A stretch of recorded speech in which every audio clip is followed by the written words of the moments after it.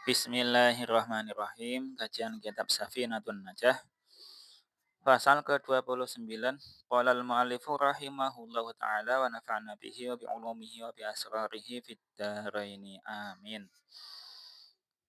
Fasulun utawi ikilah suci fasal yusannu den sunahake raf'ul yadaini apa ngangkat tangan loro fi arba'ati mawadhi'a ing dalem papat pira-pira panggonan. Inda takbiratil ihrami suci iku nalika takbiratul ihram. Wa inda ruku'i lan nalikane ruku' wa indal i'tidali lan nalikane i'tidal wa indal qiyami lan nalikane ngadeg minat tasyahudil awali saking tasyahud awal. Baik, penjelasannya pada pasal ini mu'alif menerangkan kesunahannya mengangkat tangan. Mengangkat tangan di sini kalau dalam Syafi'iyah sebagaimana diajar oleh guru-guru kami, mengangkat tangannya itu sekiranya ujung ibu jari itu sampai ke telinga itu ya. Jadi sampai ke tengah telinga itu, ke daun telinga pusatnya itu. Nah, yang arah ke lubang telinga. Nah, di situ kalau di luar Syafi'iyah, nah, mengangkat tangannya itu bisa hanya cukup sampai ke depan dada atau yang lainnya itu beda-beda ya. Jadi kalau ini Syafi'iyah dari Safinah kita ikuti keterangan dari guru-guru kita, tangannya dibuka lebar disejajar dengan daun telinga seperti itu. Nah, kapan waktunya mengangkat seperti itu? Tangannya 4 tempat, 4 waktu ya. Yang pertama pada waktu takbiratul ihram. Waktu yang sebelumnya, pasal sebelumnya kan sudah kita jelaskan takbiratul ihram itu rukun qauli berupa baca Allahu Akbar, baca takbir pertama. Nah, yang mana itu dibarengkan dengan rukun qalbi yaitu niat, dibarengkan dengan rukun fi'li berdiri bagi yang mampu dalam sholat fardu.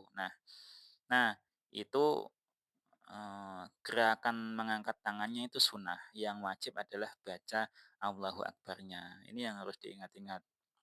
Jadi misalkan kok eee, tangannya ya mungkin contoh ya, ini contoh umpama, tangan si musolli, orang yang sholat itu habis patah tulang misalkan, tapi dia kuat berdiri, cuma tangannya nggak mungkin digerakkan untuk ke atas, diangkat. Nah, ini dia cukup saja takbiratul ihramnya ya baca Allahu Akbar, nggak usah diangkat nggak masalah, seperti itu ya. Ini kesunahan. Yang kedua, ketika ruku. Jadi setelah selesai baca surat pendek misalkan, nah itu dia kan mau ruku. Nah, ketika mau ruku disunahkan mengangkat tangan sambil bilang Allahu Akbar seperti itu. Kemudian ketika i'tidal, jadi setelah rukuk mau i'tidal, bangkit, nah itu baca biasanya sami Allahu liman hamidah. Nah, kesunahannya ngangkat tangan waktu itu juga. Yang terakhir kapan? Ketika bangkit berdiri dari tasyahud awal. Untuk sholat yang ada tasyahud awalnya itu, nah dia disunahkan pula mengangkat tangan setelah bangkit itu sebelum melanjutkan untuk baca Fatihah rokaat selanjutnya, rokaat ketiga ya berarti ya. Di bangkit dari tasyahud awal, selesai rokaat kedua, dia berdiri terus angkat tangannya, kemudian baru lanjut baca Fatihah rokaat ketiga. Seperti itu. Faslun utawi ikilah suci fasal. Syurutus sujudi utawi pira-pira syarat sujud sab'atun iku pitu.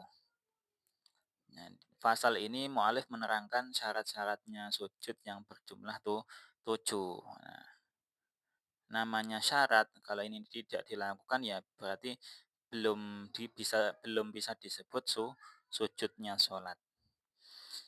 Ayas juda suci iku Arab sujud sapa wong ala sab'ati a'dha ing ngatasé pitu pira-pira gauta. Nah, nanti 7 anggota itu mana saja dijelaskan di pasal selanjutnya ya. Nah, yang penting poin ini adalah sujud itu harus di atasnya 7 anggota badan orang yang sholat. Kecuali apa? Kecuali ya dia anggota badannya dari yang 7 itu ada yang hilang misalkan, ada yang putus atau gimana, misalkan seperti itu. Nah, wa an takuna lan yen to ana jabhatuhu apa bathuke wong maksyufatan iku den buka.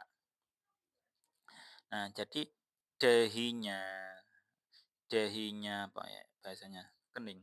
Dahinya orang itu bathuke kalau bahasa bahasa Jawa, dahinya orang itu harus terbuka.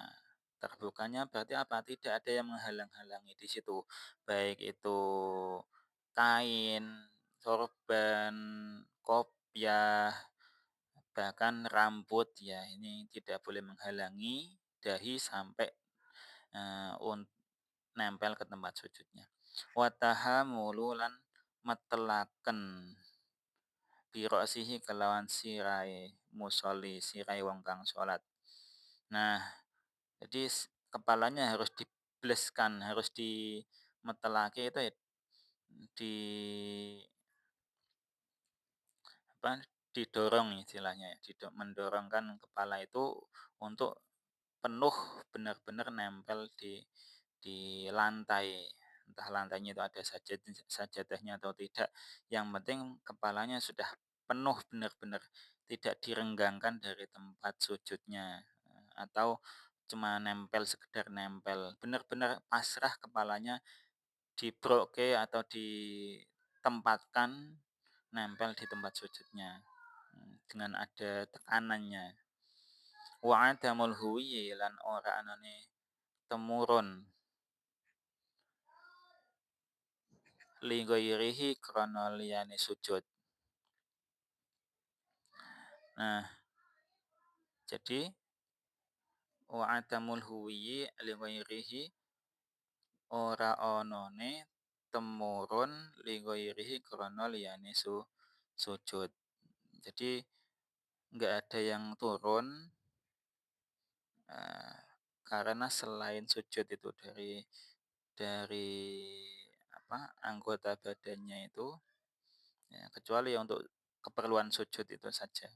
Wa alla yasjuda lan arep ora sujud sapa wong ala syai'in ing atase suci yataharraku kang dadi obah biharokatihi kelawan obahe wong. Nah, jadi orang itu sujud, sholat itu nggak boleh sujud di atas barang yang sekiranya barang itu bergerak dengan geraknya orang itu. Nah, jadi misalkan eee, orang itu sujud di atasnya kafiyah atau penutup kepala yang ada mungkin lebihannya agak panjang, atau mungkin dia bawa syal atau bawa selendang atau apapun itu yang nempel di badannya, terus dia ikut turun ke tempat sujud dan orang itu sujud di atas bahan itu. Nah, itu contohnya seperti itu nggak boleh. Benar-benar tempat sujudnya yang sudah memang disiapkan atau sudah ada di depan mata dan itu nggak bergerak dengan bergeraknya dia. Jadi ketika si orang yang sholat itu bergerak, barang itu yang akan disujudi itu nggak ikut bergerak bersama dia. Nah, seperti itu ya. Nah, beda itu beda ketika di kendaraan ya. Kendaraan kan bergeraknya memang bergerak sendiri bukan karena orang yang itu akan sujud itu. Atau misalkan di media yang bawahnya bergerak sudah dari sononya, bukan karena bergerak sebab orang itu mau sujud terus baru bergerak, tidak. Nah, wartifa wasafilihi lan ngunjukaken pira-pira bokonge wong ala a'alihi unggule ngatasi pira-pira sirahe wong.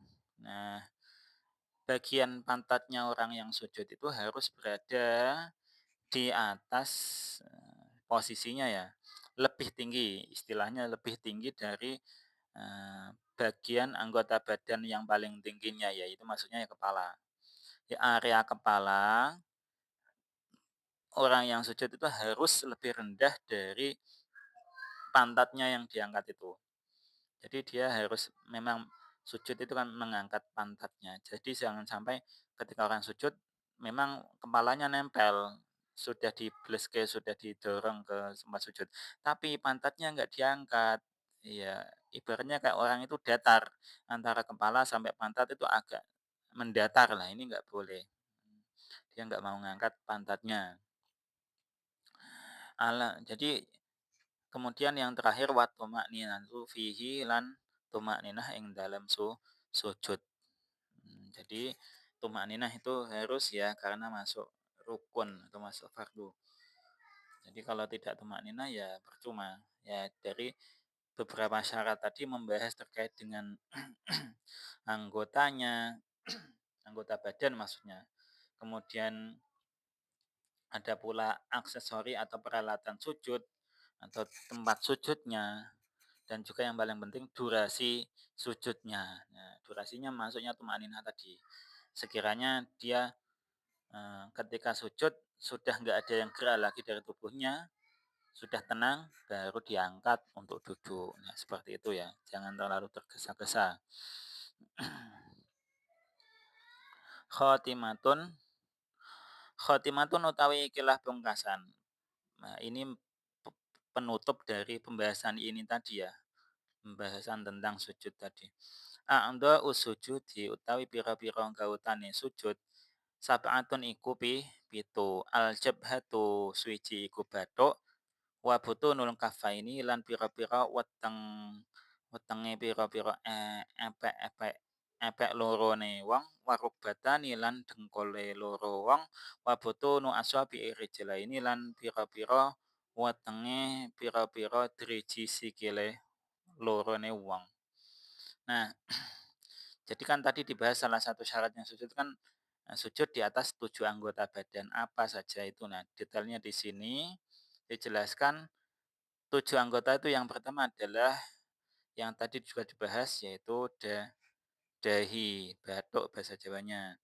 Itu area yang di atas mata, di atas alis itu selebar itu dari pokoknya area yang sekiranya bisa menempel itu seberapa lah itulah jabhah.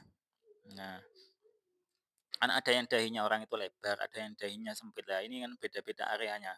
Pokoknya yang penting ketika dia itu nempelkan dahinya itu ke lantai ya, selebar itulah yang wajib ditempelkan.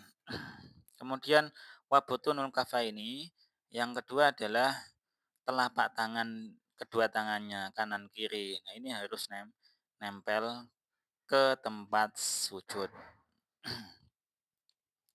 Nempel ke tempat sujud.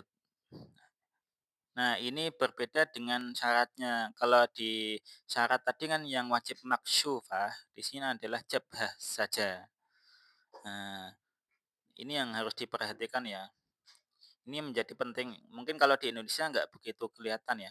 Tapi kalau di tempat yang dingin, tempat yang misalkan minus di bawah 0 derajat itu suhunya dingin sekali. Nah, ini kan kalau jabhah ya harus terbuka, dahinya memang tetap harus terbuka, nggak boleh ada penghalang apapun. Tetapi dia bisa memakai misalkan sarung tangan atau apapun itu. Karena di sini tidak dipersyaratkan maksyufah. Telapak tangannya tidak syaratkan untuk maksyufah tadi ya. Di sini ya. Yang penting dia nempel ke tempat sujud, baik dengan penghalang atau tidak. Warukbatani,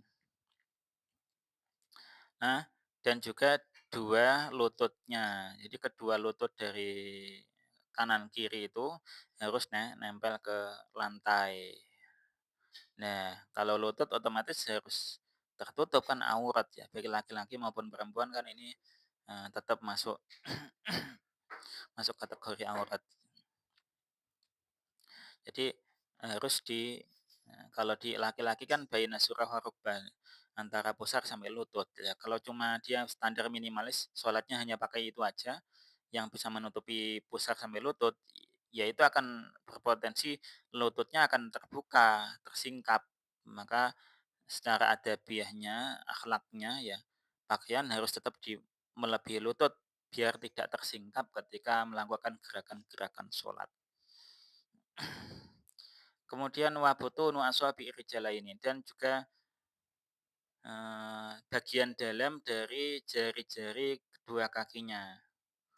Nah, jadi makanya istilahnya bahasa Jawanya mancat.